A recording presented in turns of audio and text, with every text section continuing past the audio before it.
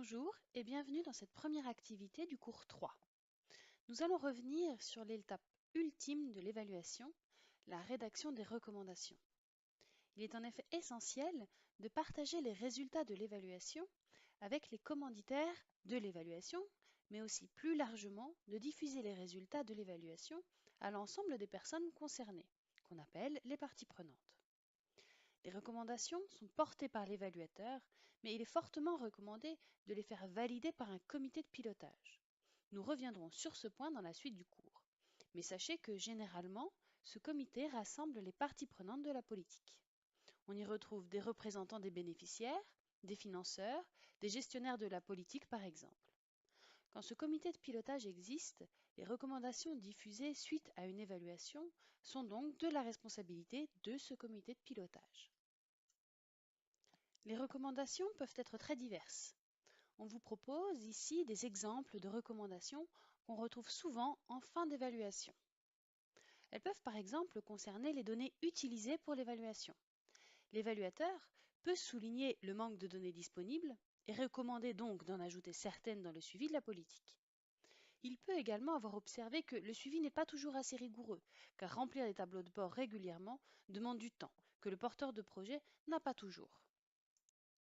Les recommandations peuvent aussi porter sur la stratégie et les objectifs de la politique. On cite ici quelques exemples qui sont spécifiques à la politique évaluée.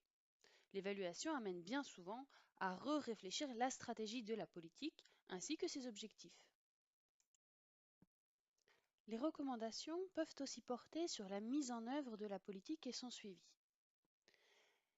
Elles peuvent donc proposer des tableaux de bord et des méthodes de collecte en continu de l'information qui aident ceux qui mettent en œuvre la politique à assurer un suivi rigoureux et régulier et par exemple à préparer en amont l'évaluation ex post de la politique.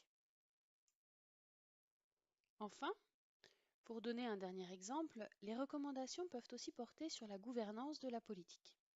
L'évaluation peut montrer qu'une difficulté à la bonne marche du programme peut être un manque de coordination entre les parties prenantes. Dans ce cas, l'évaluateur peut recommander qu'une meilleure communication soit assurée, par exemple avec un comité de coordination du programme s'il n'existe pas, ou bien par la réalisation de fiches projets pour diffuser toutes les actions réalisées. Ce n'est qu'une partie de l'ensemble des recommandations qu'il est possible de faire suite à une évaluation.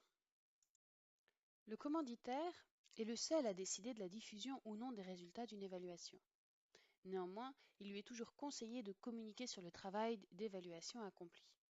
Le rendu ultime de l'évaluation est ce qu'on appelle le rapport des évaluateurs. Il comprend la restitution des travaux, par exemple l'analyse des données, les éléments chiffrés, la cartographie, etc.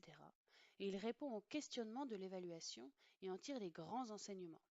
Il est élaboré par les évaluateurs et destiné aux commanditaires. Le rapport des évaluateurs est bien souvent très long, ce qui ne facilite pas sa diffusion large auprès des parties prenantes de la politique. L'évaluateur prévoit donc aussi une synthèse de son étude où il revient largement sur ses recommandations. Elle répond en priorité aux questions du commanditaire et est validée en comité de pilotage. Le rapport d'évaluation est ensuite transmis aux différentes parties prenantes. La transmission vers les élus est une étape essentielle, car elle permet de faire remonter les résultats de l'évaluation vers ceux qui décident de la politique. Ceci peut être fait par différents canaux, non exclusifs les uns des autres. Tout d'abord, par le biais d'une note de présentation du dispositif d'évaluation, et ceci assez tôt dans le processus d'évaluation, puis d'une note de synthèse présentant de façon claire, illustrée, diplomatique, les conclusions et préconisations.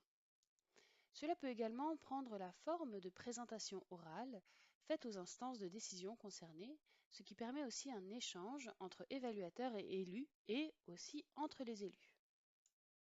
Des réunions de travail peuvent également être envisagées vers les agents des services concernés pour améliorer les modalités de mise en œuvre.